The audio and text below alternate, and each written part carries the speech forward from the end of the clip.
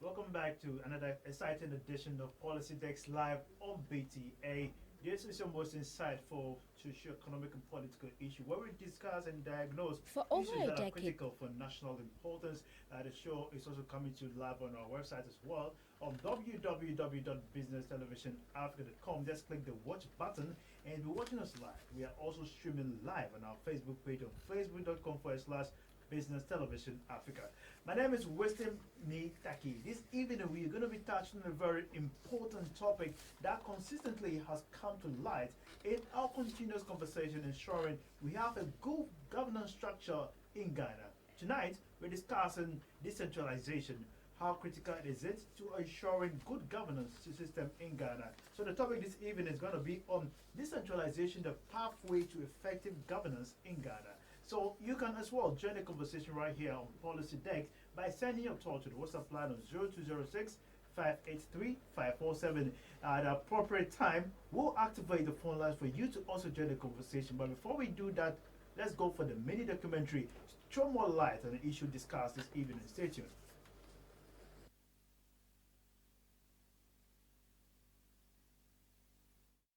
For over a decade now, Ghana has been grappling with how to get citizens at the local level to be involved in decision making and financing through a vigorous decentralization process. Decentralization involves devolution of political, administrative, and fiscal decision making power from central government to local governments.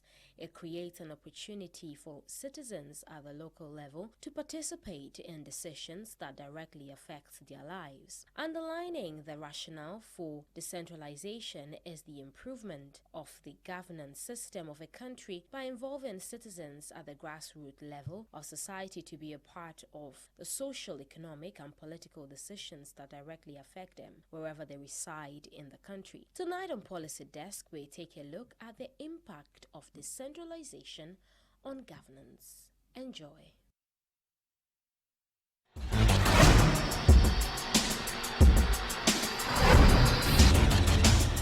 Welcome back to Policy Dex Live on BTA. Consistently, we bring you the best of issues discussed from expert perspective. This evening on the show, we are touching on the issue of decentralization according to the documentary that we just gave you on that light. Reminding you the show is also streaming on our Facebook page. So if you are an ardent user of the social media platform, just visit our website or our Facebook page on facebook.com/businesstelevisionafrica.com, and let's get interactive right here on the show.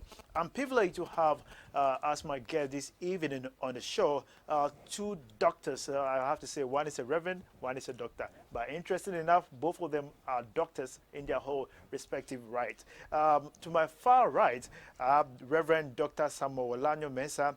He's a fellow with the Institute of Certified Economists, Ghana. And also to my immediate right, Dr. Ebenezer Ashley, is a financial consultant. I have to say, welcome, Reverend, and welcome, Doctor. Thank you very much. I believe your day has been great. Quite an interesting one. By God's grace, we've seen the end of the day. We're wrapping it up here in the studio, and so he deserves our praise, right? Indeed. So I have to say, Reverend, God is good. All the time. What a way to start. Yeah, okay, now let's get to business and let's touch on the issue of decentralization.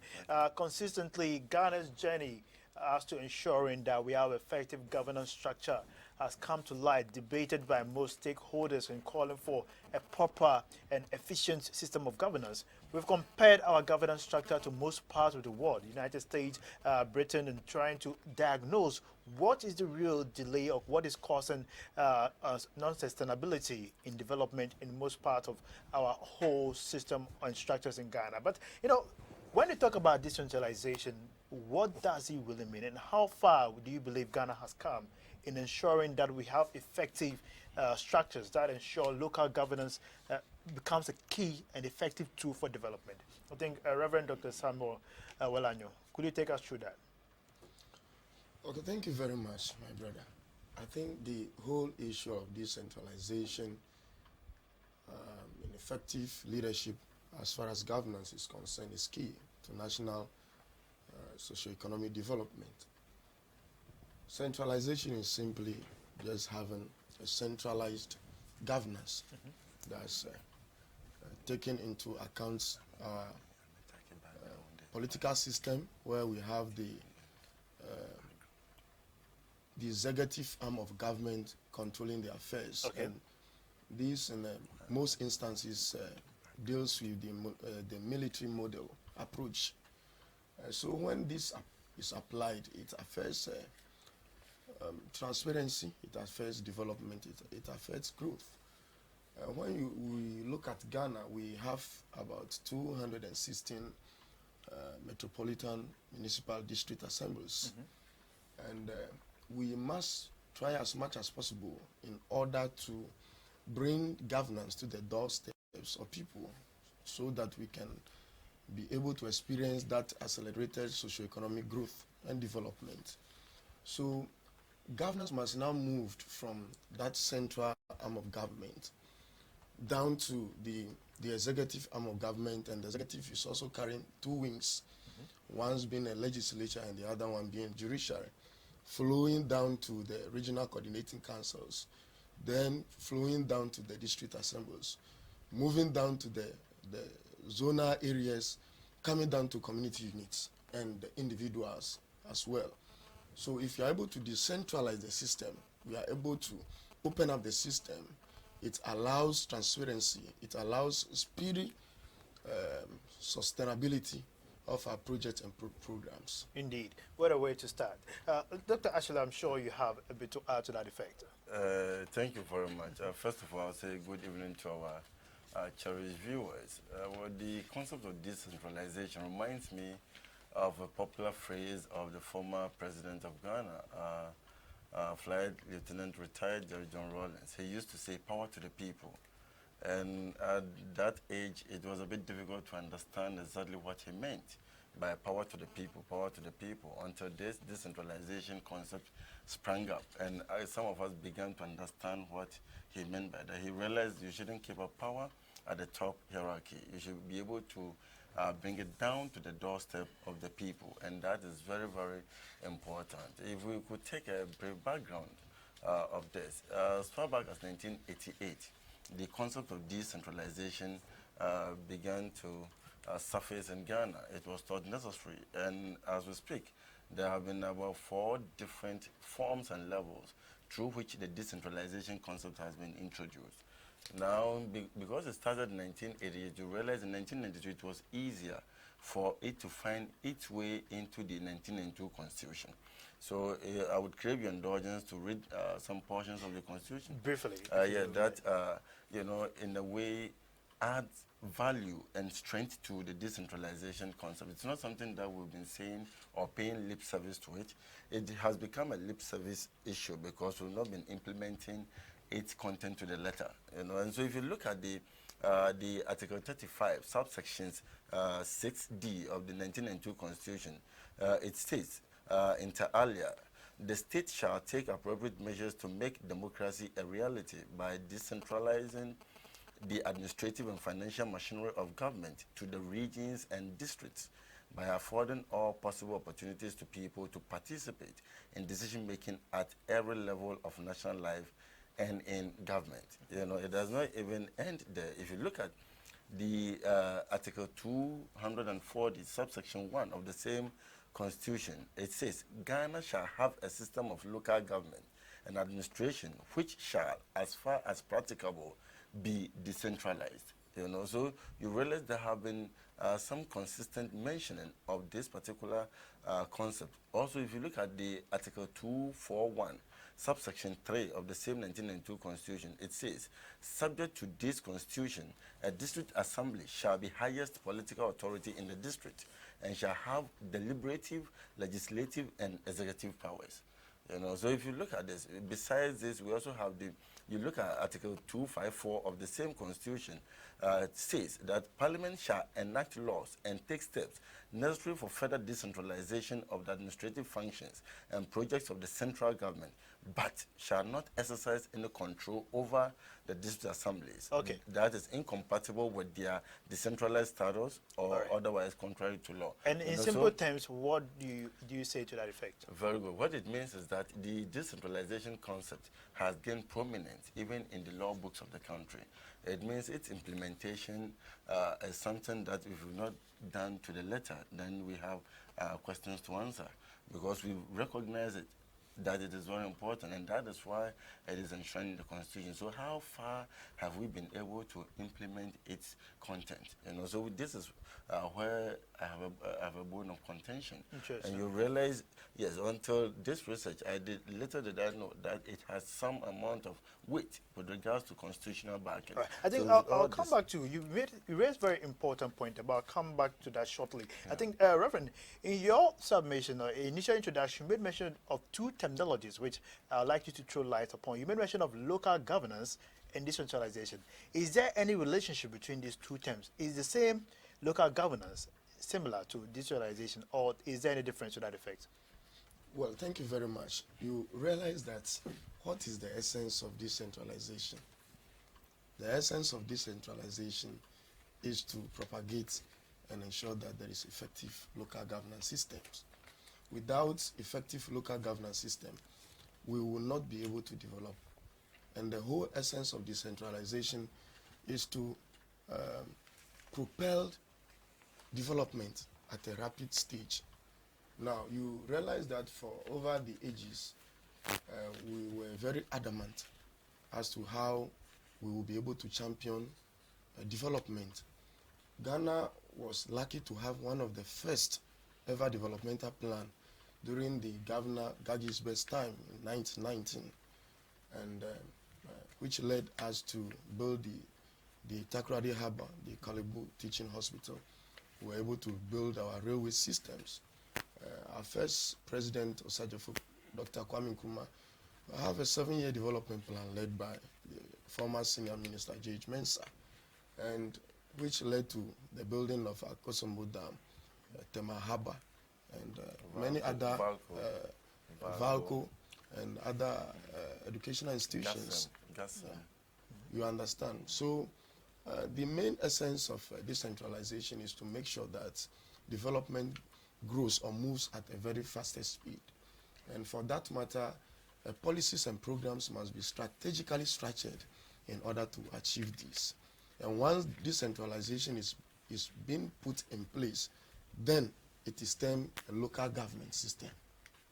So it's a system that from the central part, bringing it down to the local part. That is why the same system that runs in ensuring effective governance is applied in local dimension. Exactly. So who will be at the forefront of this, ensuring that these decentralized rule or let's say policies are implemented in the local structures? Okay, first of all, to add to that, you realize that we should have a very big platform for the nation. We have the NDPC, National Development Planning Commission, but over the years, we've only seen political manifestos being a national planning tool, which has not been very effective and efficient. So I think that the time has come. For now, we'll say that the political parties that won elections now carries the realms of affairs of the nation, which need not to be so. And I thank God we now have the NDPC, which is doing all its possible best. I learned the new president said that in I think a couple of 2 years' time, we should be electing our district chief executives. And that is, I think, is in the right direction. But we've heard that consistently from most governments. Anytime this conversation comes out about the who should spearhead local government development, it appears that most of the time the focus is on the MMC and the municipal chief executives. But it appears the law, does it give provision for them to enhance or supervise such development in the local levels? Yes, and if indeed it does, then why has it always that look like that is not happening? What is impeding such activities, Reverend? Okay, so currently you also realize that the local authority, that's the district assemblies, have given so much power to the district chief executives. who are in charge of the affairs of developmental agendas of their various districts. So they are piloting and championing their cause. But I don't think they are doing very well simply because they have been appointed and they need to do as their master says. So it becomes a master-servant relationship because you can't disobey your father, in quotes. So unless we moved from that era of appointment to an election where those elected knows very well that if you fail to perform, you'll be fired. Because you should be accountable to the people and not those at the top. Interesting there. But you know, the issue of accountability is a very interesting one. Even in government themselves, when government is elected, accounting to the people is also a very dicey situation when it comes to allegation of corruption. How much more if even the local DC is elected? This is very close to the people. If the government is far, we can't check him. How can we check the one that is close to us? Dr. Ashley. That's an interesting question. Well, so you're looking at the issue of electing the DCs. Exactly. Is that what it means? Before we come to this, let me give a very brief overview of the decentralization concept, which you asked about, the decentralization and the governance. Actually, the decentralization comes in 4 different formats, with the recent 5th one. The first, we have the political decentralization. The second, we have administrative decentralization. Third, we have the decentralized planning. Fourth, we have the fiscal decentralization. And more recently, we have the public-private partnerships also coming in at the district level.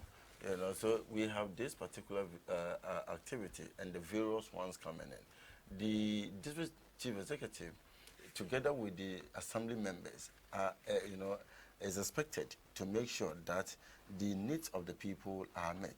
Ideally, the concept of decentralization is to make sure that the needs of the nation are narrowed down to the particular area, and then the area will identify what its needs are and see how best the resources could be mobilized to address those needs.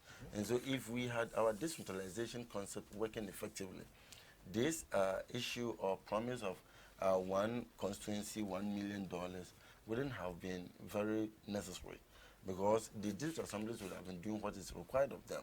It would not have required any extra initiative to make sure that the needs are actually met. And so if it comes to the appointment of district chief executives, you obviously being appointed by the government of the day means you'll be expected to champion the cause of the government, but it doesn't, take away the fact that you have to provide the needs of the people. That I don't see why people go in there. In the issue of the district assemblies, which perhaps I don't know if you have questions to that effect. If you do, then I will raise that, because research has proven that at least people within the various communities have identified 3 key problems associated with those in helm of affairs at the district level. 1, lack of transparency. 2, lack of accountability.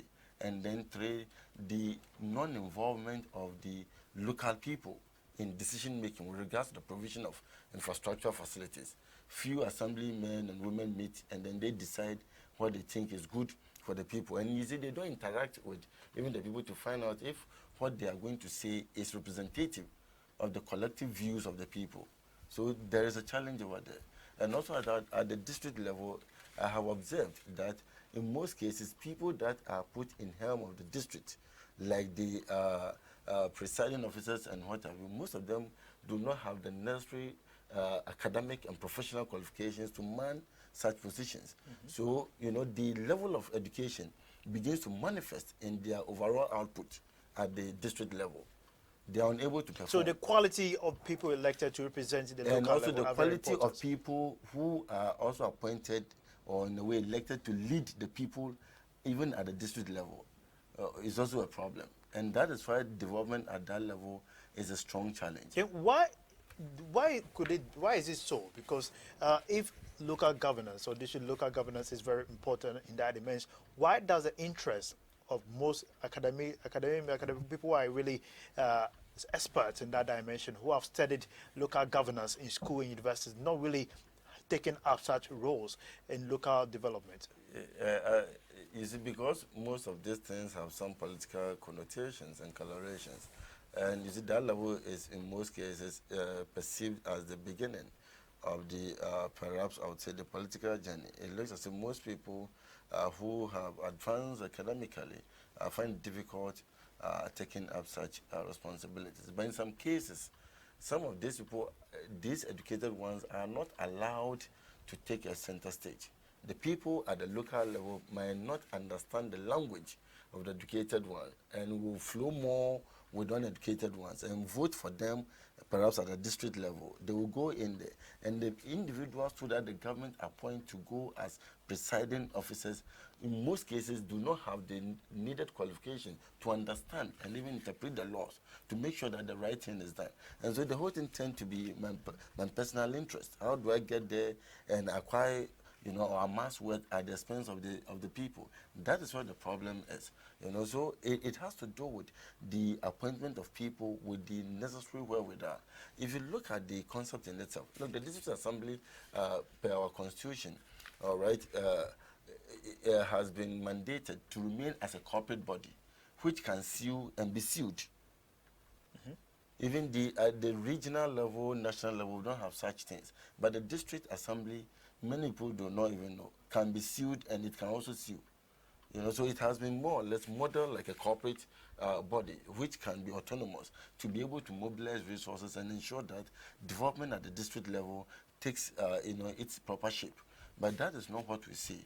And because many people have realized that there is no much focus on activities at the district level, those who get in, they take undue advantage and exploit the system. Okay, Reverend, it appears the tag consistently about appointment seems to be quite partisan-lined. Yeah. How do we devalue that, or let's say deduce that from our whole political structure? Because definitely every election, we always get political connotation to that effect. Our local governance structures, people have, even though they might not come out to divulge their political colors, definitely in elections, it kind of come out because you get big wings behind the party supporting each other. How does that really evolve in our whole dispensation? Can we divulge political colorization from our local governance? Okay, I think the issue is that nobody can run faster than his shadow. And look, we must face the fact. And the fact is that we have failed to perform our task. We have the NCC, National Commission for Civic Education. We're supposed to be educating the public. We've not been hearing of them. It's all about orientation. There is no public education. So people thought that politics is a dirty game. That is the perception. So anybody who wants to be gentle is afraid to be associated with politics. It's just like people say that once you preach, you're supposed not to be concerned about the economy, the social life of people. But that is a fallacy. Since time immemorial, you understand. It's the children of God that rules the world. You understand.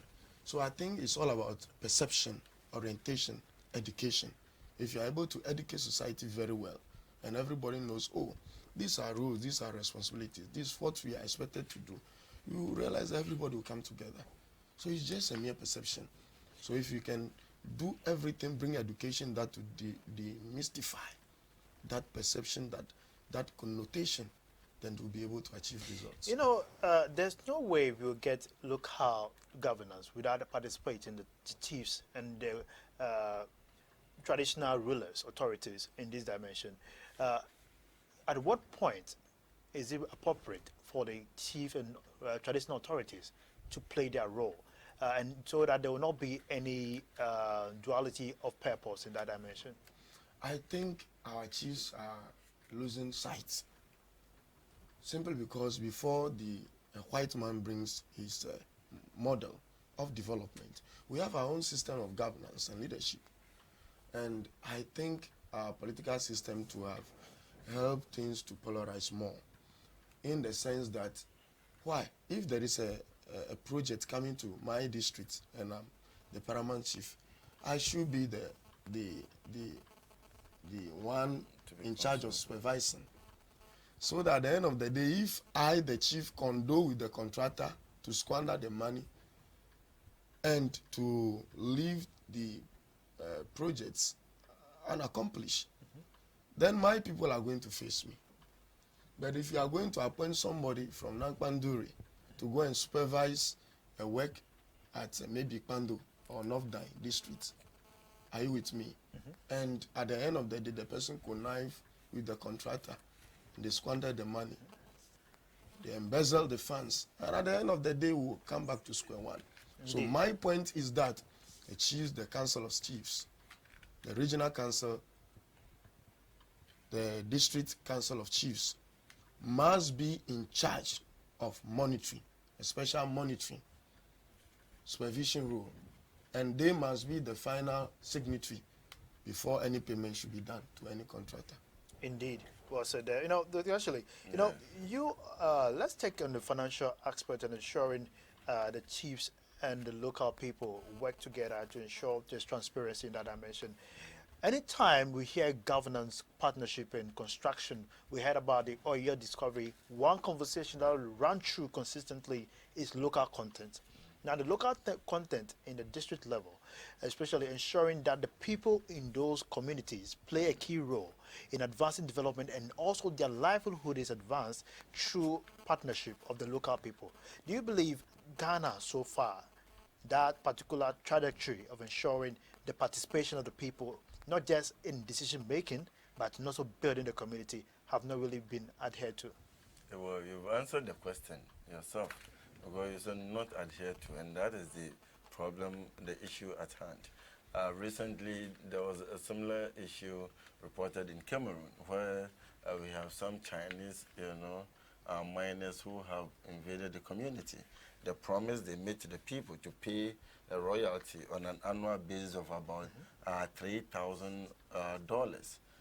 This payment is not forthcoming for some time now, and so the people have begun to agitate, against the government through its representative in their community. And I think we're having similar issues here. The problems that are outlined. The third one I mentioned is the non-involvement of the people in the decision-making process. This is part of it. We have people who go to the mining communities. Certain agreements are signed, including the environmental safety of the place, reclamation of lost land, and the provision of social facilities for the people as a way of and compensating for the occupation of the land. All of this, the question is, do the appropriate government agencies ensure that these companies adhere to the provisions of the contract, to the letter? That is where the problem is.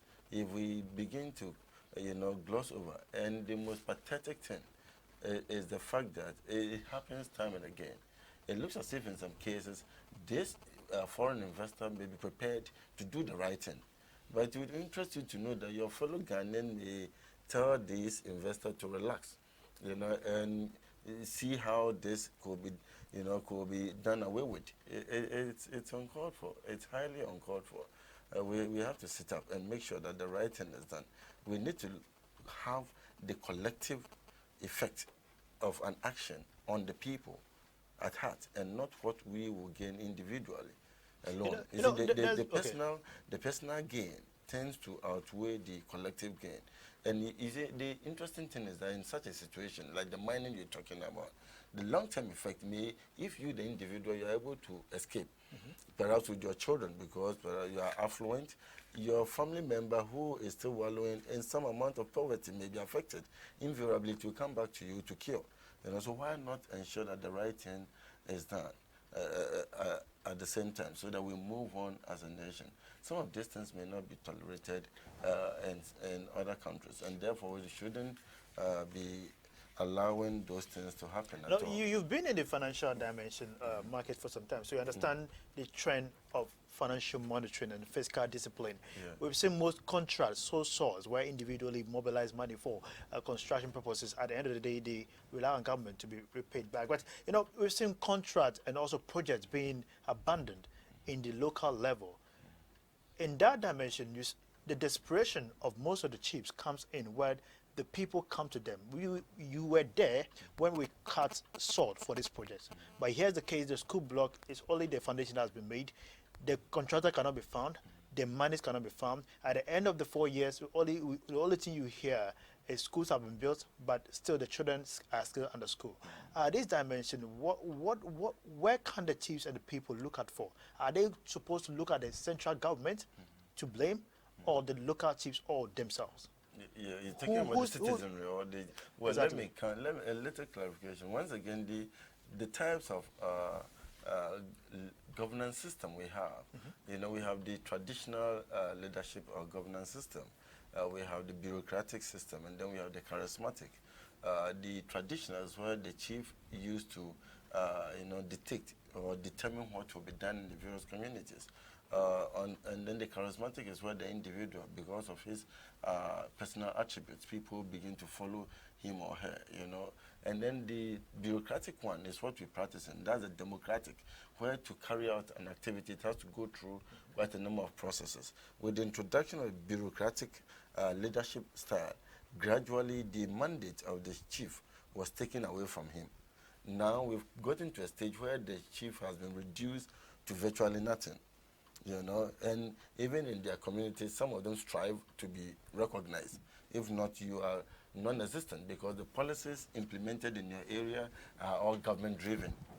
You know, so if the chief participates in the salt cutting, where my brother mentioned that the chief should be the final signatory to the project and what have you, I agree to some extent, but it's also it's a wake-up call to our chiefs.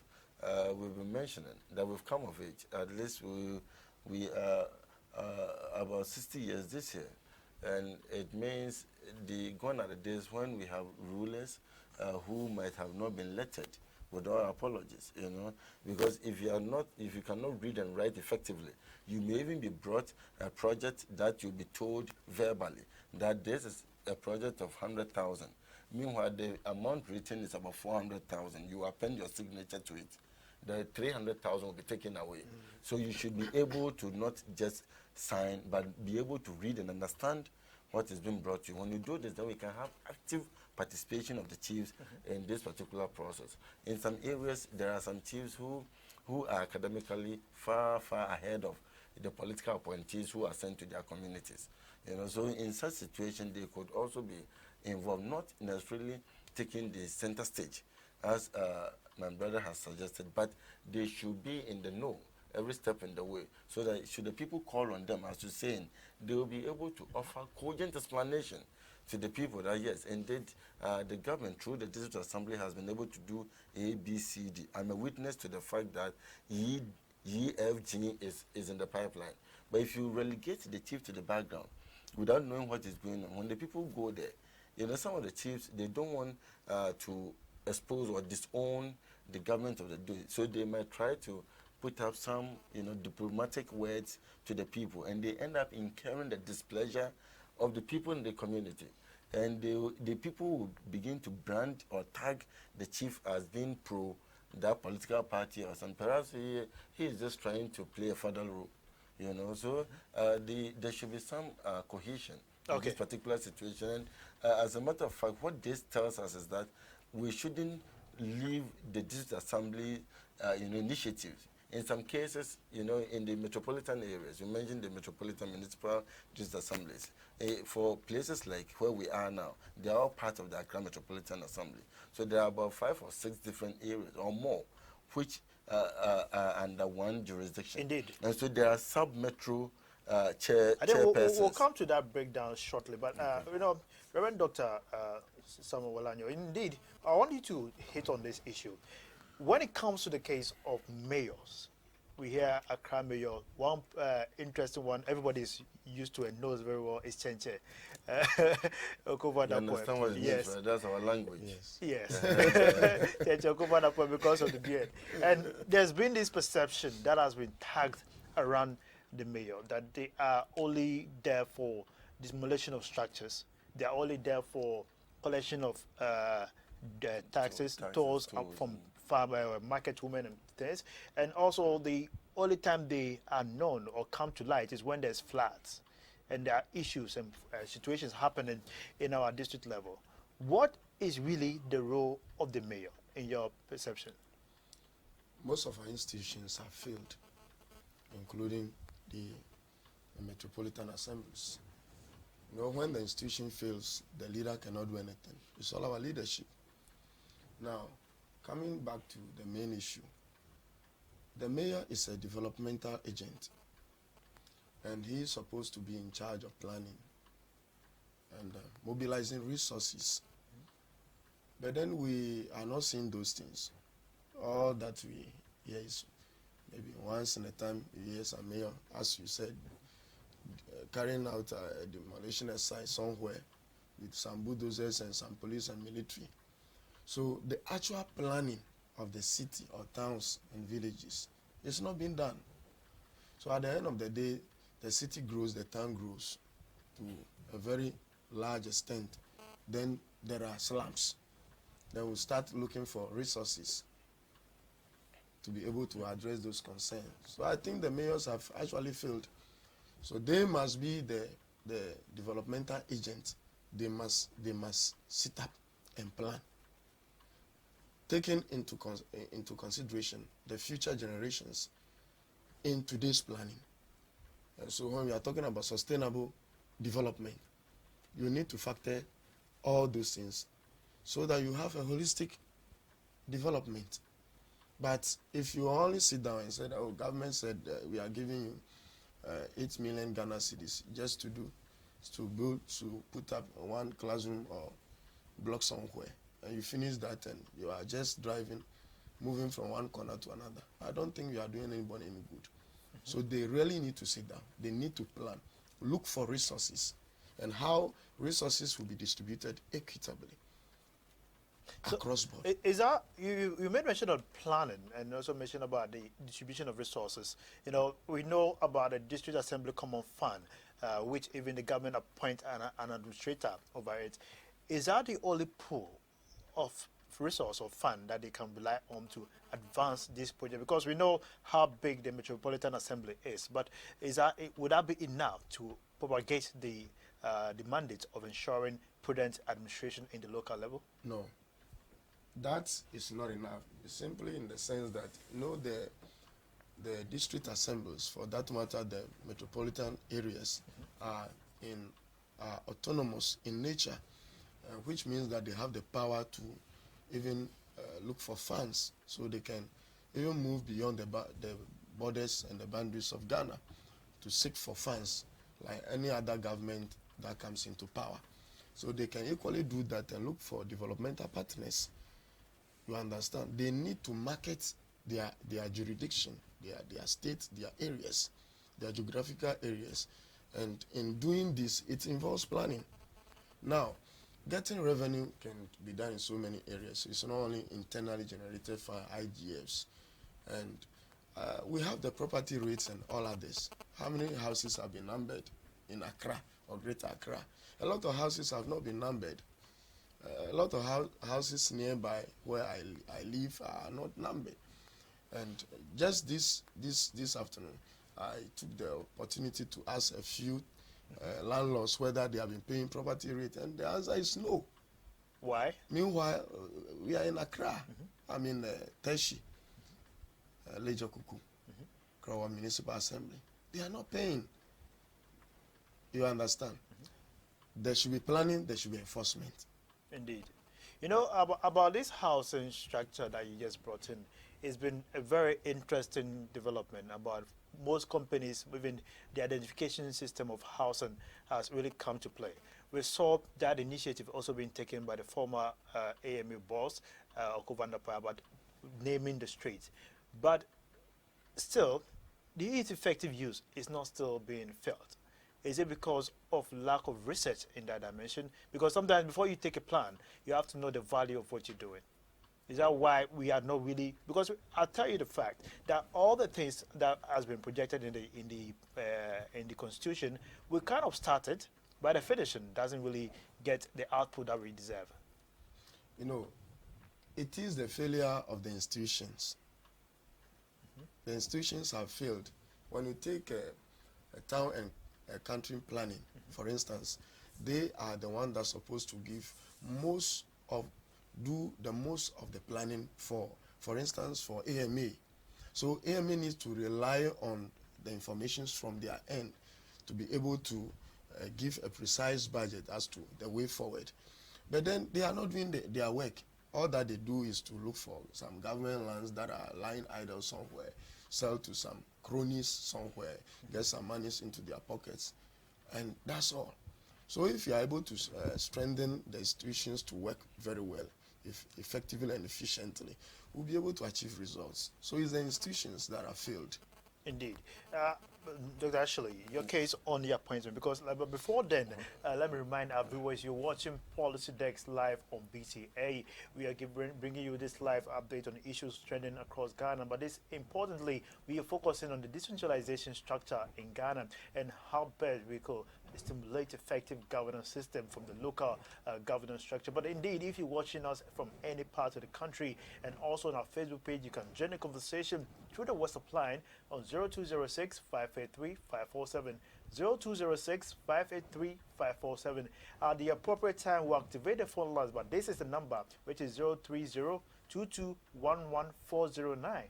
030-2211-409. When we activate the phone lines, you can call and let us hear your submission on this very critical topic, because like we said, we always complain about governance from the central system or central government not reaching the local, but this is a very important issue. What is the impeding structure in this really interesting trend? So you can let us know what you think of how structures of governance in Ghana, and let us commence this whole democracy of the people, the government to the people, and who owns what and who starts what is very important for our nation Ghana. But let me start with the phrase, Dr. Ashley, which is a very important one, which I took through my research before the show. This is a paraphrase from Ted O'Neill, the former House Speaker of the U.S. House of Representatives. He says a very important and simplistic phrase. He says, all politics are local. All politics are local. Okay. And is that what is reflective in Ghana's democracy? It is. It is reflective in the outcome of the elections. What it means is that those up there are few in terms of number, and those down there are numerous when it comes to counting, and therefore they decide who should be where and what should take place. So yes, so if that is what the statement actually means, and what it also means is that whatever you do should have the people at the grassroots, as the focal point. Would they buy into it? How effective would that help their development? In some cases, the people, depending on their level of educational and social orientation, may not buy into a very strong concept at the outset, but it doesn't mean you should abandon it. What you need to do is to perhaps keep on changing the strategic way of presenting the same information to them until they buy into it, and they will begin to appreciate that indeed the package you have for them is a lifelong one, but not a transient or a temporary one. So his statement is very, very true. He also talked about the street naming. Now, before you come to the street name issue, the same issue on all politics are local. Does that fit in the argument that there's been too much concentration of power onto your executive, and that has impeded some level of decentralization of authority to the local level? Well, the governance structures we have today, admittedly, shows that we have at least three levels. We have the ministers, at the national level, where we have the ministers, their respective departments and agencies, where we expect that there will be planning, evaluation and monitoring of legislative instruments. And then we have the regional level, where at the regional level, the regional minister, together with the district assemblies, the regional coordinating council will be there, but would ensure that the metropolitan, municipal, district assemblies carry out the activities in line with what the national requires. That is what the regional level comes in to do.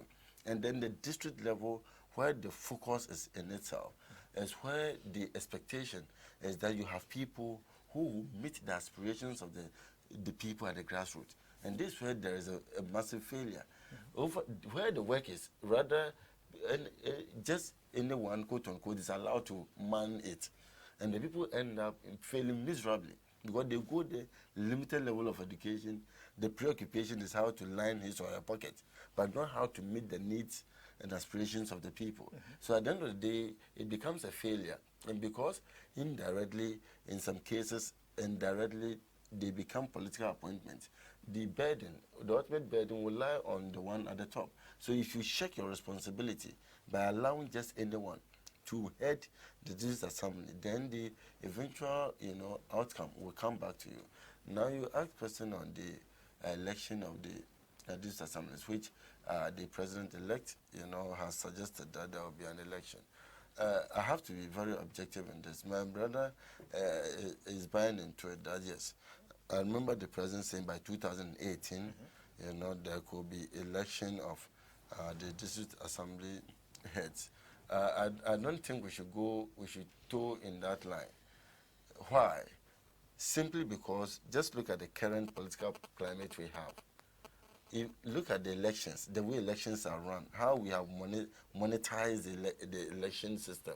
If you decide to run elections at the district assembly level, people are going to borrow money to come and run for such office.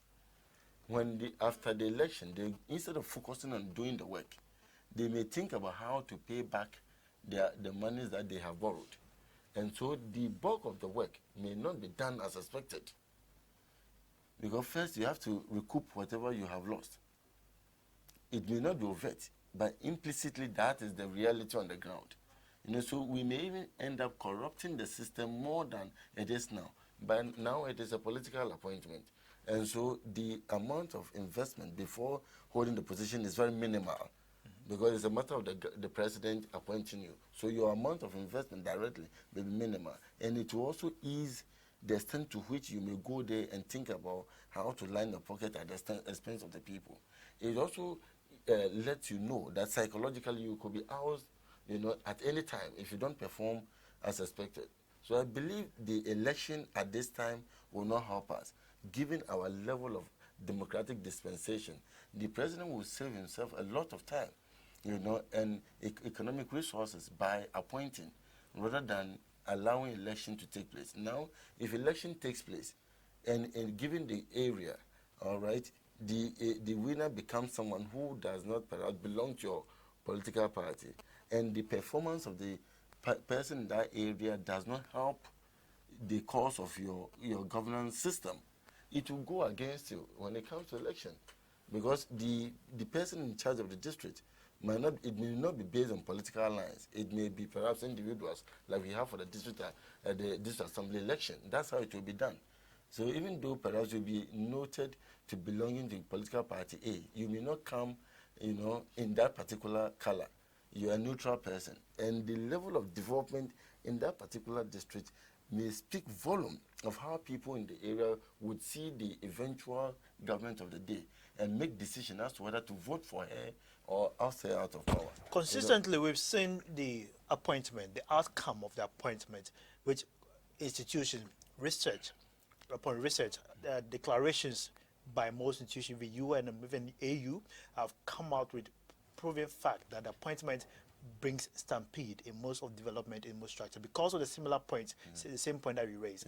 But in this instance, would you say, just basing your assertion on the fact that the person might try to recoup his money would necessarily impede grassroots development? Because if that is the case, then that means that we can't promote our democracy from that dimension of having such a mindset, because everyone who intends to go into power or let's say into development agenda definitely must have the will of the people behind him. Is that to say the people don't have the ability or let's say the suffrage enough to choose the right people? Is that questionable? It may be questionable. In what sense? You've even brought in that one. Let me tell you, if we reduce it It may be. It may be. If we reduce it to election at this particular point in time, people may end up electing the wrong people for the right job, and it may create problem. That is a fact from all indications. Now, second, we could subject it to election and then have people go in there. It would have been better to have the elections take place. But if you look at the current political climate and you want to be objective. What is the current political climate? The current political climate, you look at even the just ended election, you realize people might not necessarily vote for you based on the money per se, in some cases the policy. It is mixed, it's a mixed bag. It is a mixed bag. But at the district level, it is easier when the elections are narrowed down for people to be bought into a particular situation. They may not look at what the message the individual has, the ideas the person has to develop their area. It may be what you have to distribute or share to them before they vote. So this person with a brilliant idea might not have money to share because he or she thinks I'm coming to serve, objectively. But the one who comes not necessarily with a strong social, political, economic message, but comes with a booty and items to share might end up getting the job. And if the person is elected, he or she may not be able to deliver to the expectation of the people, and they will end up blaming, the eventual government of the day. Instead of blaming themselves for choosing the wrong person, they may apportion blame at the figurehead. This is my point. All right. Let me bring the Reverend Doctor on this same sheet, because you raised a very important thing. It is very dicey. Dr. Samuel, dicey. Do you believe from Dr. Ebenezer Ashley's point that our local governance system, should it be the case where we can elect, monetization will come in this dimension? Look, my brother, the issue is simple. Sure.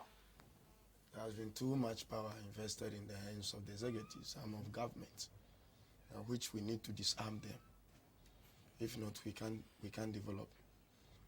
And if we are going to champion decentralization, we are saying decentralization is simple in this way, that there is too much power in the hands of the executives. Let's take off some powers to the local level. You understand? So once we are not able to do this, then we can champion decentralization. Now, when you look at the way we elect our assemblymen, we also elect them, we also vote for them. But let me tell you, there is one thing about the assembly elections. You can never use money to influence the people. The people must know you very well. They must know what you've done. They must know what you are doing and what you are capable of doing before they voted for you. So that is one thing I like about the district assembly elections, even though we all spend money for campaigns. Are you with me? So if you are not able to champion this, at the end of the day, then we will be running a central government. Once that there is a central government, it creates chaos and anarchy. One, what happens is that it creates the problem of urbanization, the rural urban migration, because the rural areas will not be able to develop. So at the end of the day, everybody is moving towards the urban centers, the cities, to look for comfort or greener pastures, which are non-existing. So by all means, I also believe to another school of thought that the district assembly or the district chief executives must be elected. Okay, that is a big question there. But before you come in, and indeed, viewers, you're watching Policy Desk live on BTA. The issues is getting interested. You're hearing various school of thoughts being expressed on the show. If you have your thought as well, because like we said, democracy is not indeed free for all, but you have to make sure you are circumspect about what you say, irrespective of which divide you might belong. What is necessary is what is good for Ghana and what is critical to pushing the agenda for domestic development and ensuring the local governance system is well promoted to promote sustainable development consistently, irrespective of which government is in power. But this evening, we discuss in the case of decentralization, the pathway to effective governance system in Ghana. Let us know your thoughts on 0206-583-547. The phone lines have been officially activated on 030-2211-409. 030-2211-409. Now we go for this short commercial break. When we come back, there's more to come. Stay tuned on Policy Desk.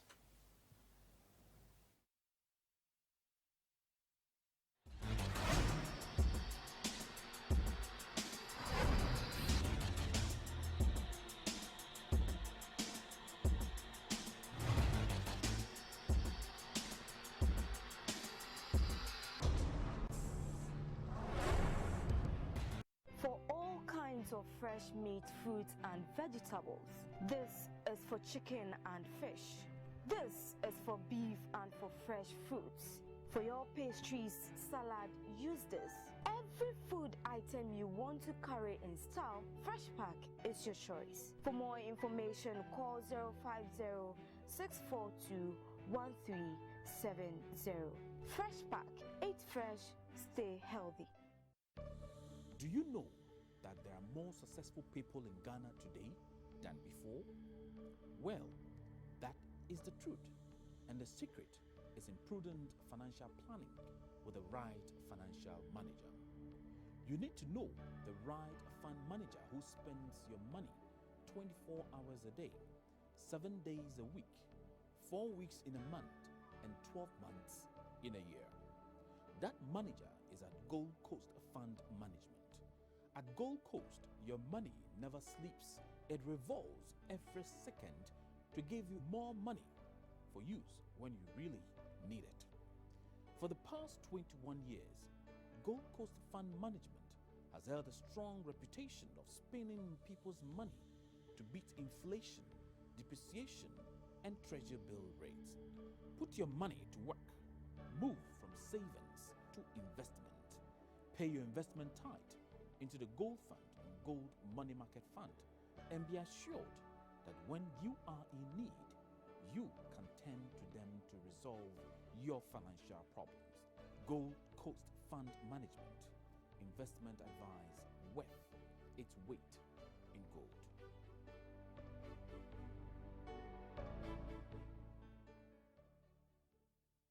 Looking for a venue for your wedding reception, conferences and retreats, outside catering, recreation?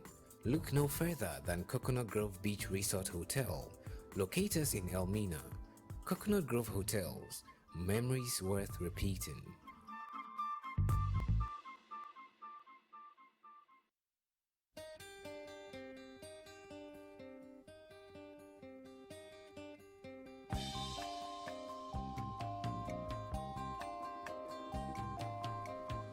You've been gone, it's an empty home.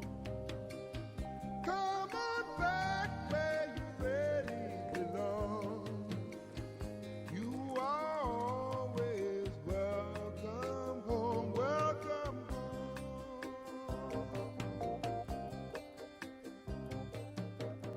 You've been kept down for much too long.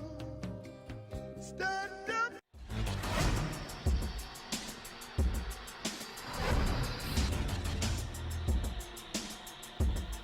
Back to Policy Desk live on BTA this evening. I'm privileged to have two doctors on the show. You know, we are getting quite interesting discussion going on from my guests here in the studio. Let me just take through some messages that came via the WhatsApp line. This is from Dr. Gustav Mahunu from UDS Tamale. Says, the rough relationship between some MMCEs and MPs is one of the challenges we must rethink through. Secondly, MMCEs moving on to become MPs is one of the setbacks in breaking corruption at the local level. And it's a very important point there that Dr. raised.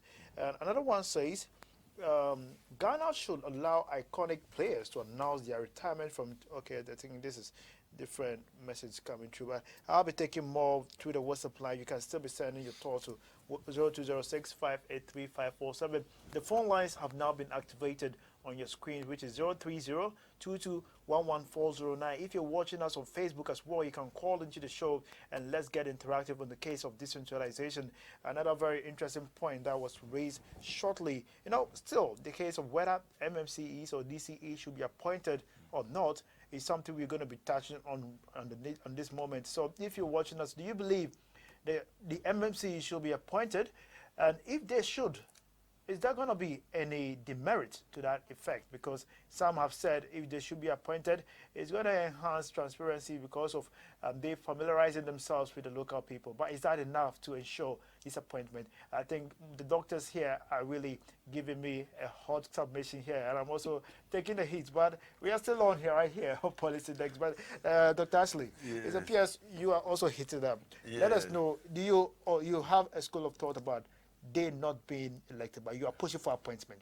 Oh yeah, let me clarify this. I think You've clarified enough. Right no, now, still hit on your point. Hitting on the appointment. Mm-hmm. I'm not vouching for permanent appointment. In what sense? In the sense that I've observed that our democratic dispensation is still fledgling, and therefore it may not be appropriate at this time for us to be electing the district chief executives. I'm not against elections in their entirety, but the moment is not right for us to introduce it. That's what I'm saying.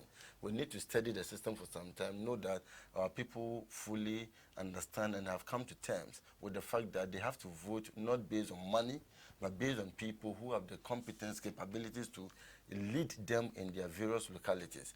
When we have some strong amount of expectation in terms of understanding, from the people, then we can introduce the election process and we would achieve the desired result. At this stage, when you do it, it will be a matter of, well, if you have money to give, come. I'm speaking from experience. Sometimes you go to people and all after speaking, they ask you, so you finish with the submission. Where's the money? So it's not about what you have to tell them, but it's about the financial reward that you have for them. That is what they are interested in. So when we do this now, we're going to monetize the system and not necessarily introduce people who are capable of leading the people to the promised development land. So the appointment will do us a good. And now the only thing we can do is this. I've observed that most of the appointments at the district level are not strong, quote unquote. That's my observation in terms of the academic and professional background. It looks as if sometimes some party members who have struggled in the party, then they are allowed to be the district chief executives. And you see, this begins to manifest in their overall output. And that is why the performance at the district level becomes very, very wanting. Well, so could you throw light on this thing for us? When they say equitable distribution of resources, that particular phrase, how should that be accepted? Okay, well, what does it really mean? It's true, because in some cases we tend to confuse equal with equity. The equitable distribution of resources means you look at some areas are larger than others.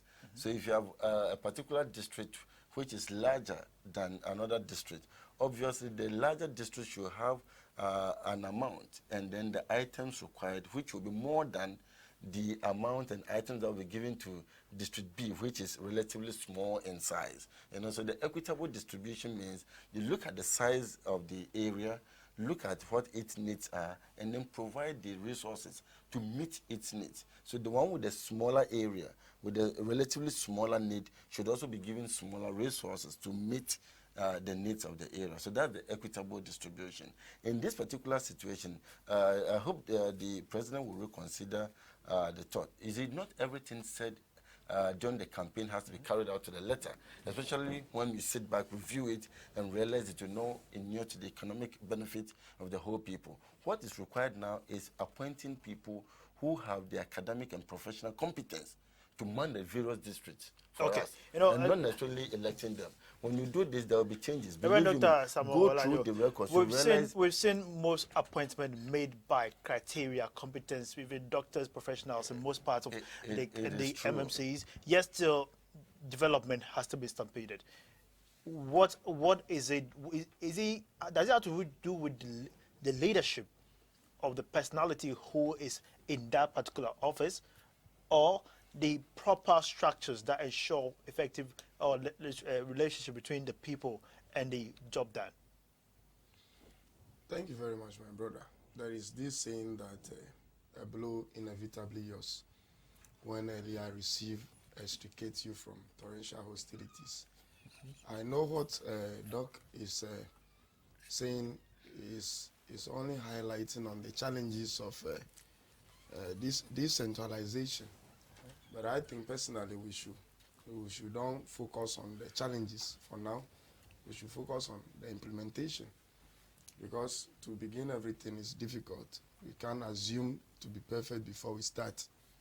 So if we undermine the decentralization process, we will be at loss. Now, if we are not careful, then at the end of the day, we'll create chaos and anarchy within our system. Now, the reason why we are not developing rapidly is that of these appointments. Because the appointments, the aim of development is to score cheap political points and not really to bring development to the doorsteps or the people who needs development. For instance, in my village, I think maybe we have a tourist site in which if we were to vote for a DCE, we'll be looking at the one who will come and tell us that these tourist sites, I'll develop it for you. But government may not, political parties may not be interested. They will only be interested in doing things that every Ghanaian can see. But at the end of the day, it doesn't benefit us. So I think we should be able to start somewhere. And if you're able to start, it brings competition in the system. Because right now, we don't even know what are the challenges, what are the needs, because demand creates provision and provision satisfies wants. We don't know what are the demands of the people at the grassroots, in the villages, in the towns. All that we know is that maybe political parties sit down. Sometimes they hired people who are not even non-Ghanaians just to write manifestos, which they don't really know what is happening to the ordinary Ghanaian. At the end of the day, we have that big tool and we implement it, and Ghanaians are still wallowing in poverty. Indeed. So if we are able to decentralize the system and allow even participation, you realize that if you are going to elect our district chief executives, then the contestants, those who are going to seek election, will now be moving from one area to another, looking and asking them about their concerns. Then we will be able to address exactly what people need and not what we think will help us to win power. You know, changing the structure of local governance is a very interesting one. We have laws and plans already existing. All we need is to have a real leadership to focus and ensure things are done appropriately. Even though you are proposing for election, there's this also school of thought that indeed, if the person is elected, he might have his own agenda, debunked from that of the government today, and therefore might not have the ability to push it because he might be impeded, or let's say by financial influence in that dimension. No, I don't think we need to do that line for now. They're simply in the sense that in every election we all spend, but it should be reasonable. I think all is about education. We need to educate society. It's all about education. We need to reorient society. You understand? That is the only way we can achieve results. So if you are not able to educate society, we can wait for 1,000 years. We can never start. It's all about education.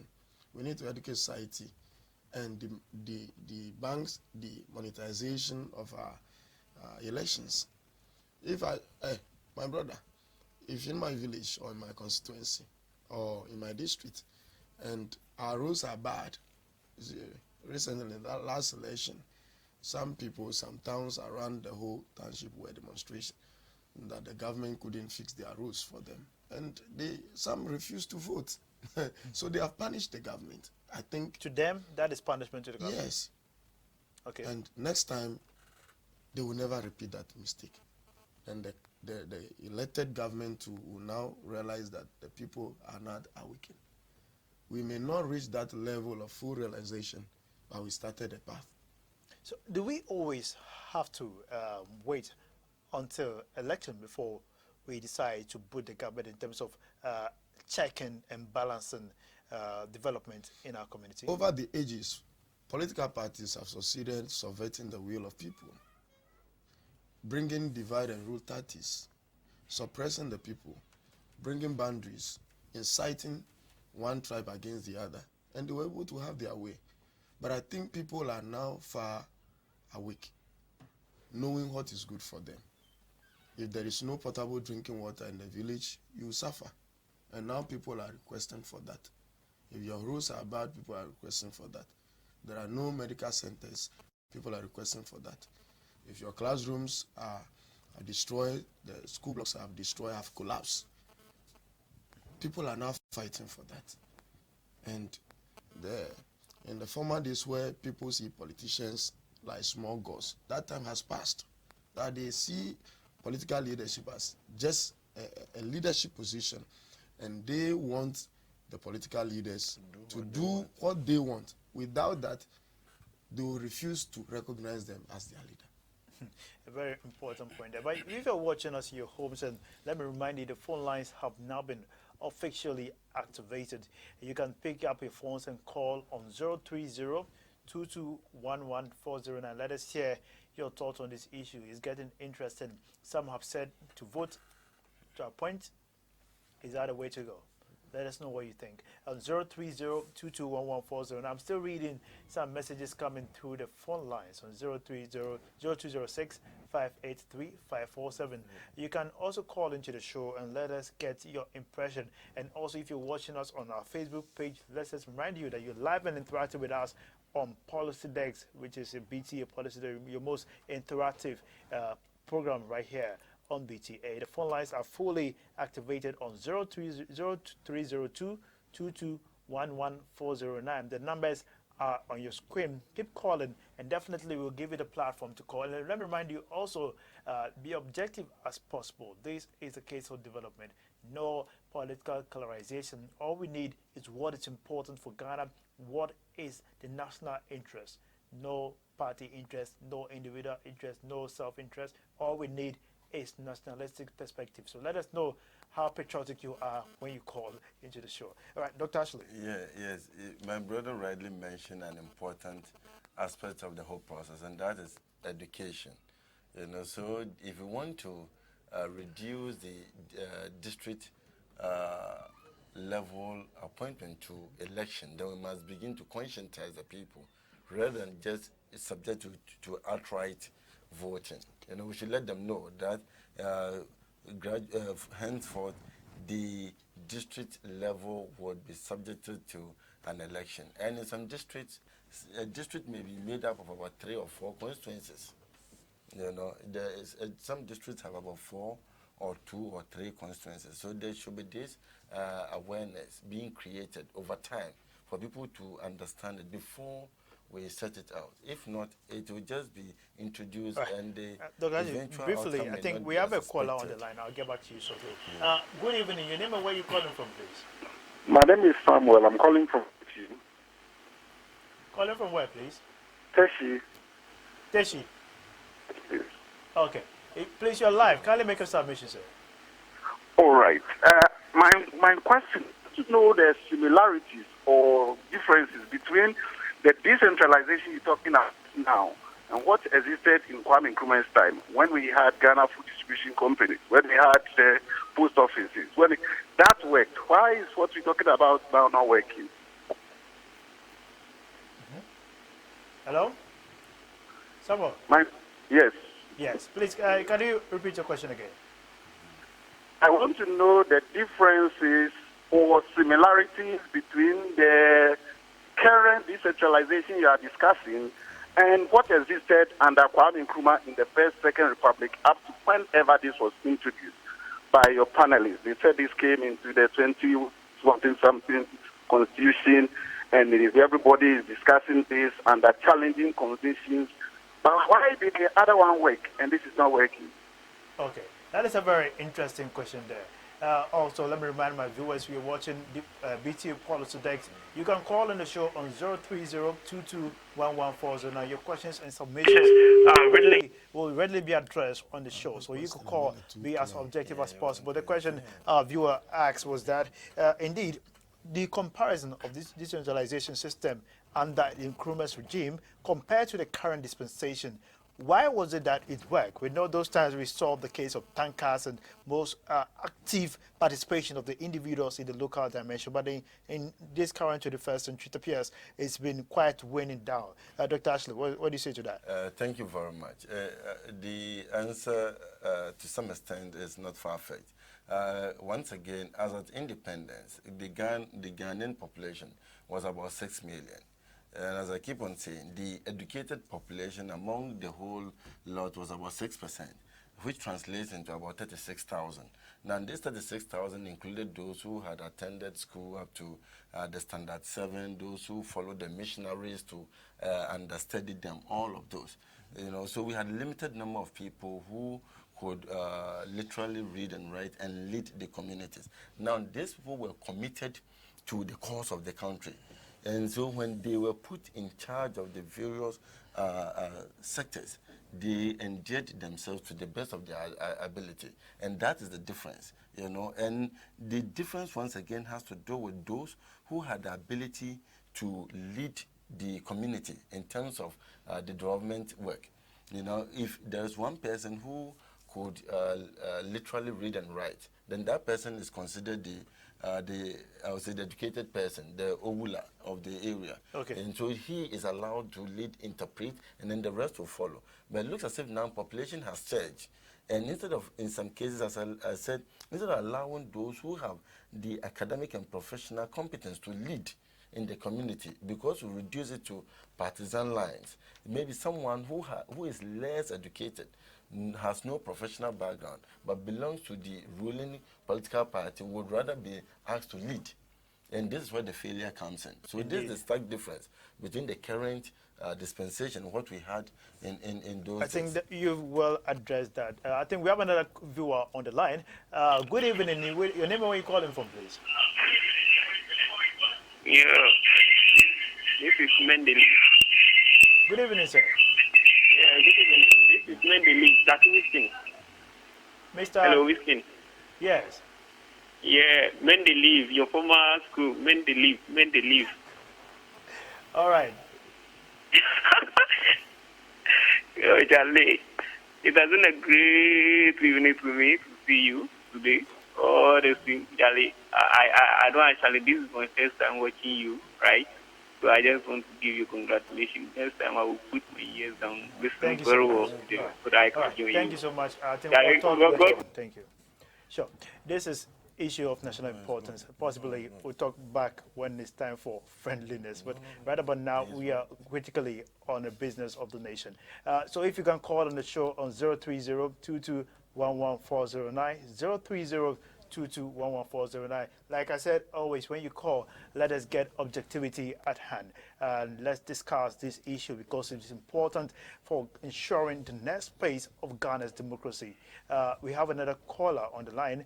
Okay, I think you can call again on 030-2211-409, 030-2211-409. We're discussing the case of where indeed the new dimension, likely 2018, we're going to be seeing the election of municipal district chief executives and MMCEs in Ghana's new trajectory of political democracy dispensation. But how effective is it going to be? Is it something that people are going to embrace holistically? What quality of leadership do you require from most of your MMCEs and DCEs? This is your chance for you to express your thoughts on it. Okay, we have another caller on the line. Good evening. Your name and where you calling from, please? Good evening, sir. Yeah, good evening. This is Hack from Wa. All right. Please, where are you calling from? Wa Hack. Wa. All right. Kindly make a submission, sir. Okay. You see, I've seen that the patriotism at Nkrumah level, and this time, our period, there's far difference in the sense that those in the past were very patriotic, putting Ghana first before any other thing. But now you can see when anybody gets a small opportunity, the person becomes thinking of himself before Ghana. That's the difference. I think if patriotism is instilled in everybody, I think that's the way. We are not going anywhere. Thank you very much. Thank you very much for calling from Wow. We are most grateful for that important, insightful submission there. You can also let your voice be heard on Politics Live on BTA. This is your most objective show on TV right now. So you can call on 0206. You can send a message through the WhatsApp line on 0206-583-547. You can also call us on 030-2211-409, 11409, and let's just get your submission there. But another question that came to light is about patriotism, which one of our callers made mention of. Is it something we can instill into the ordinary Ghanaian, or is something that we must enforce? Reverend Olanyo, what is your take on that, Doctor? Brother, I think our society is becoming too indisciplined. And that's why I supported the late former Vice President Ali Mohammed's call for a campaign against indiscipline. You realize that during the Nkrumah's time, somebody was asking, comparing Nkrumah's time and our current time. The whole thing is that we have almost the same program, but the approaches are different. Now, for a leader to be very efficient and effective in achieving results, you need to study the people, look at their moves, their behaviors, their cultural backgrounds, and be able to give them the kind of leadership direction that they needed. Now, you realize that our system is too liberal. For instance, even looking at Ghana now, when Ghanaians are asleep, foreigners are making noise. A lot of foreigners are in our territories without any documentation. And how many Ghanaians are engaged in illegal mining? Foreigners. Some don't even have traveling passports. And at the end of the day, we don't see them being prosecuted. Or that we've seen that some are being sent to the courtrooms, and that's window dressing. After that, we don't hear of the issues again. Now, coming back to the main issue. So I think during Nkrumah's time, Nkrumah was able to develop an approach that is more of a military approach. We call it the military approach tactics. That you don't open the system too liberal because people will take advantage. Let me sound biblical a bit. When God delivered the Israelites from Egyptians' captivity, in the wilderness, he asked their leader to come over. That's Moses, to come over to the mountain with him. God had a dialogue with Moses for many days. At the end of the day, he has given Moses laws to be given to his children. Can you just imagine if God is to ask the people, the Israelites, the kind of laws that is good for them? Well, apparently, they will make laws that will favor them and not favor God and humanity. So I think the problem is leadership.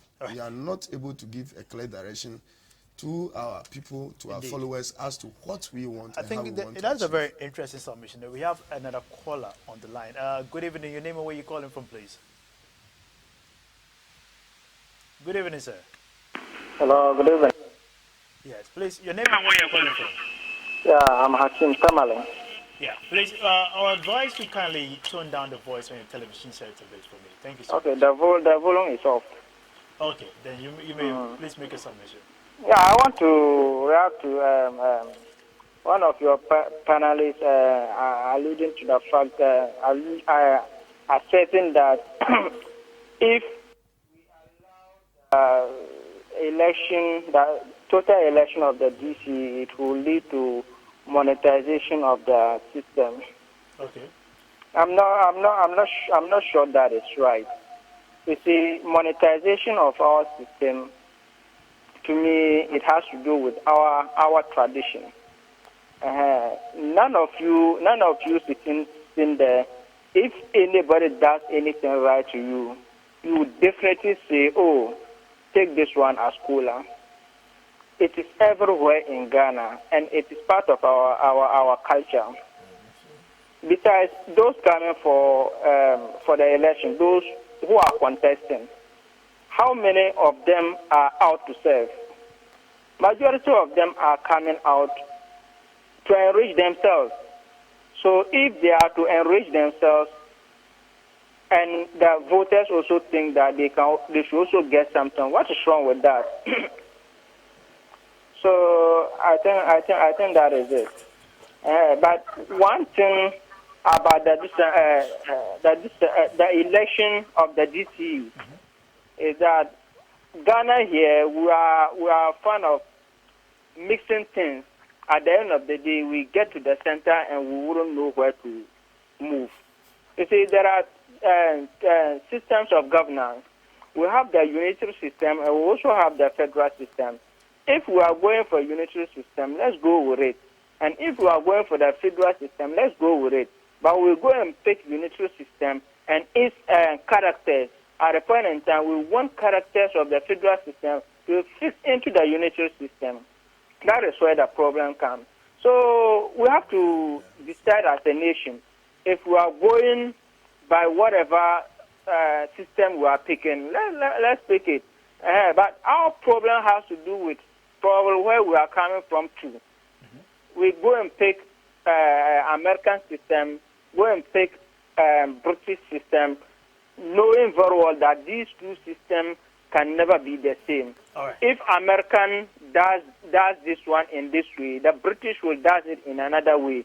So we go and pick this one from America, pick this one from Britain, and we came and confused ourselves together. So we have to take a decision as a nation as to which direction we have to go.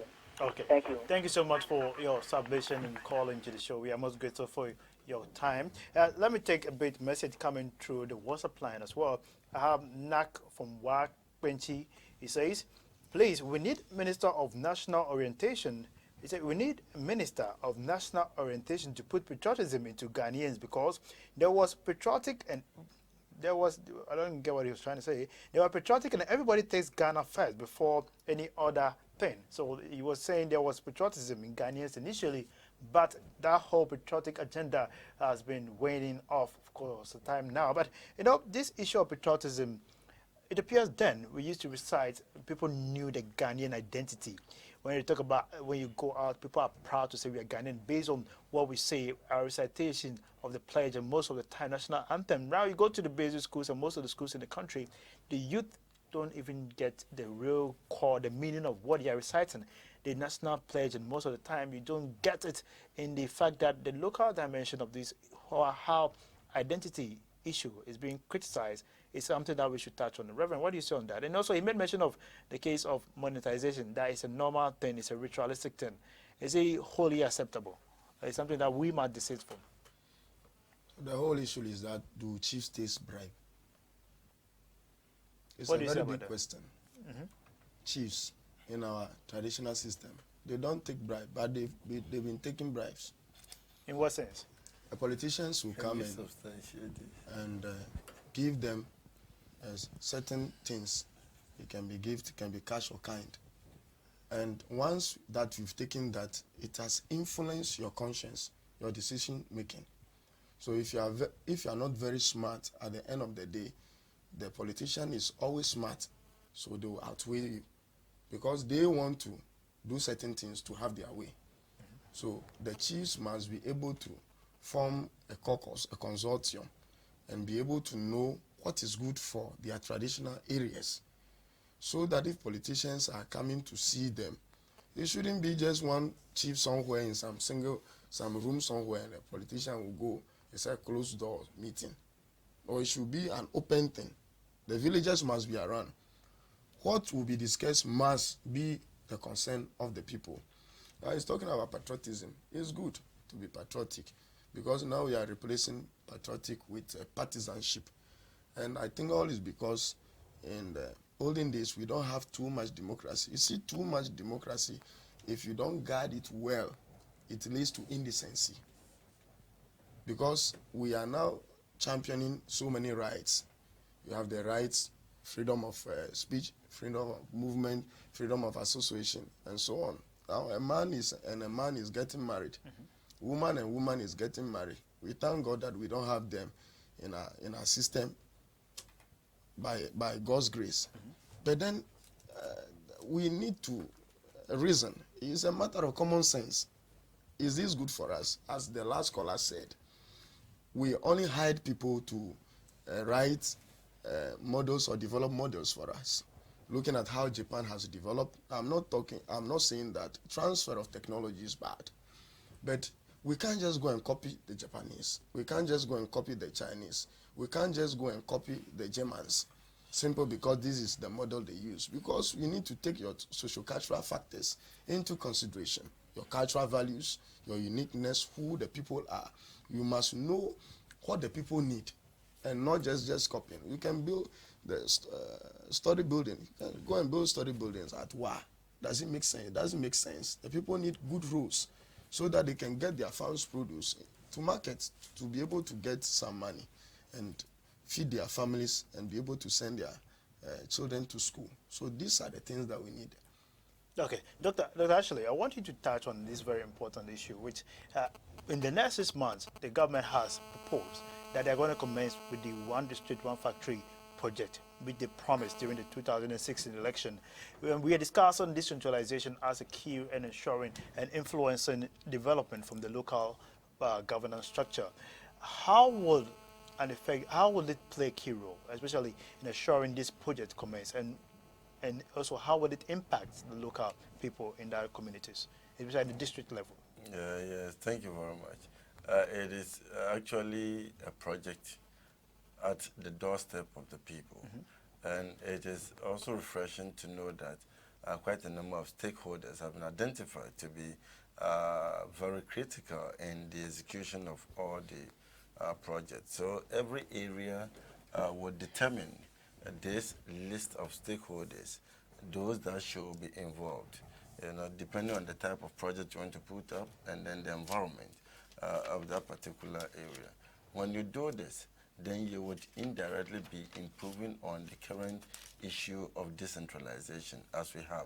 The underlying objective of the decentralization concept is to ensure that people within the district are able to see physical signs of development. There should be improved roads. The two key words are infrastructure development and job creation for the district. These are the two key underlying objectives of the decentralization concept. So if you're able to introduce the factory, then invariably solving the problem of job creation. The introduction of the factory would also bring in its wake the need for accessible road. So the infrastructure facility in the area would also improve. If it's an organization, the district factory concept, fortunately for us, is not something that is government-centered or government-focused. How do I mean? The underlying objective is to engage in the public-private partnership transaction, where eventually to transfer to the private sector. That would be of a win-win situation to us. One, the private sector will buy off your share, and then two, you will also be able to derive taxes from the operations of the private sector. If you own it, you don't take any tax from it. So it is a very good initiative. We may end up developing the areas faster than we have thought. And the issue we are sitting here discussing would be a thing of the past.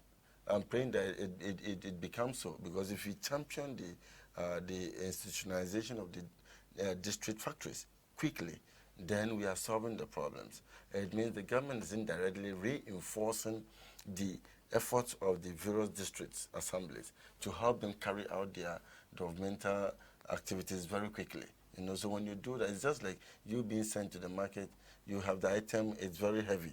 Someone coming to give you a lending hand, you realize you'll be able to move faster than when you alone were carrying it. That is what we expect from this. When it is so done, and then believe you me, what we're discussing here with regards to the identified administrative bottlenecks might not strongly hold. All right. All said and done, it will require that at the district level, we put in people who are up to the task. Indeed.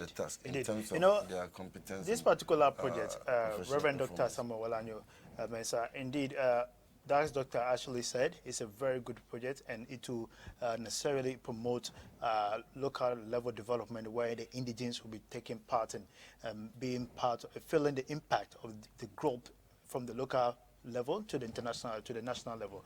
But although it is good, is there likelihood of any demerit to this particular project in terms of it having challenges in ensuring effectiveness and on-time delivery, or lack of evaluation from various aspects, and that will impede this particular project? Because we've seen Ghana, we had many plans, we had many project, but yet still we start smoothly. We are always the first to start, but we don't get to the finish line.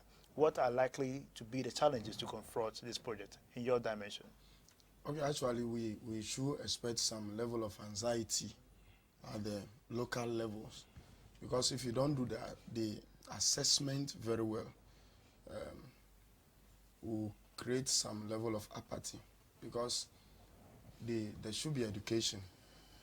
And where are we going to site the factories? I think it's a very laudable idea, and whatever project the government wants to do, I think is consistent with the law provisions in the 1992 Constitution, Article 87, that gives the National Development Planning Commission to plan for the nation. And I think this is part of their programs. And sometimes political parties pick some of these valuable programs and policies and just put it in their manifesto without giving credence to the source of it. And I think it's a call in the right direction. And so if we will be able to identify, let's involve the people first. I don't think it's laudable for us to start this year. Apparently, you can start next year. You can be part of next year's budget. So that we use the first year to do the groundwork. Go to the districts, the towns, and the villages. Let's involve the chiefs and the opinion leaders, the various youth groups. Let's involve them. What are the potentials in your area? If it's a clay, if maybe in some areas we have a lot of dogs, for instance, a lot of dogs that we just take them like pets. Are you with me? But at the end of the day, maybe Chinese, their goat is dog, and which we can, if we can rear them in commercial quantities, it becomes very lucrative, and it brings income, and it equally increases our per capita income. And so we should go into the local assemblies, the local areas. Let's identify 3, 4, or 5 major things that can be done. So if we should go to maybe Anglican district or Kita district, just to look at maybe rice farming, we move to another place, we look, this project to onion tomato paste, and we'll be able to think about, so we have these potentials, we can be able to derive 3 or 4 things in a district. Then we come to consensus. Which one shall we do first? Then we should be able to build that collective decision making. If not, we will start in one traditional area and others will revolt. Let me. You made mention of the finding different potentials in probably the same district, and we also spoke about a case of equity, equitable distribution of resources. Now the policy is one district, one factory.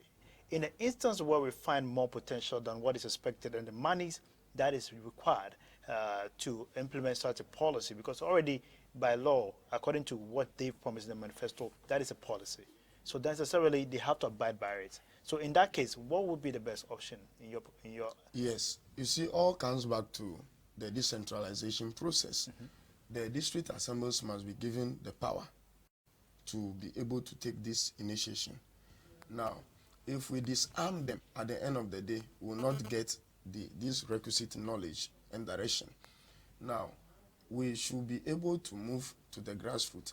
If we move to the grassroots, you realize that they are saying one district, one factory, but that does not mean that forever it will be one district, one factory. For now, that is what they are doing. Maybe in the next other term, if the government wins again, the next other term, they may be adding 2 other factories to each district. Because when the districts are beginning to make profits, the proceeds from the profit can equally be used to establish other factories, so that it becomes a very productive venture, and people get employment, and I think their livelihood is improved. Indeed. If you're watching us from your homes, you're watching BTA Politics Live on BTA. I have in the studio Reverend Dr. Samuel Walanyo Mensah. He's the fellow with the Institute of Certified Economists in Ghana, and also Dr. Ebenezer Ashley is also a financial consultant. And indeed, you're watching the case of decentralization, the pathway to effective governance in Ghana. We have the chance to take final 2 calls. So you can call us 0206 583 547. The numbers are on your screen, 030 22 114009. We are open to take our last 2 calls, so you can call in and let us get. If you're watching us on our website as well, facebook.com/Business Television Africa or www.businesstelevisionafrica.com. Just click the watch button and you'll be watching us live. We are live and interactive right now. Let me get a few reactions from Dr. Ebenezer Ashley. Yes, thank you very much. On the particular issue at hand, I think my brother Rev has spoken at length. What are we looking at here? We're looking at the decentralization from a different perspective. Basically, he made a very good submission, looking at what did you basically talk about, actually? Local level development. The local level development, yes, the district assembly, so the factory, the one district, one factory, identifying the various needs of the people and then seeing which one to choose from. There was one quick observation I have made, and I realized we could share. The NPP is in government, virtually new, but not completely new. At least the party had the opportunity to rule the country for 8 years and might have identified the areas where we needed to set up the factories. Second, most of the people in the current administration also were around when we had the Sajifo Dr. Kwame Nkrumah's over 300 factories, which were scattered across the country, which most of them have been allowed to go waste. You know, so what is going to happen now for most of them is just a resuscitation, revival of dead factories. So it is not difficult, and you know, it may not be a matter of starting all at a go, but perhaps identify one in a district or 2, 3 districts, taking care of them, and then moving to other areas. So most of these things may be a revival, you know, rehabilitation, and then restructuring of already existing factories, because our areas have not invariably changed, and the crops being grown in most areas have not changed per se. In some cases, there have been some additions, and the additions will be natural resources like the oil we have. You know, so it is not difficult to identify what type of factory you have to set up. And so if 6 months, you know, have been identified as the tentative period within which to start, I'm not too surprised, because it is intended to perhaps bring the various stakeholders I mentioned together, make sure there is some strong feasibility study in place before it takes off. And you realize that in some situations, it will not be a matter of going to dig the ground to start all over. There are some structures. How dilapidated are they? Can we, in a way, renovate them? If yes, then we'll do. If they are completely destroyed because they were built in the 50s or 60s, then that will require rebuilding.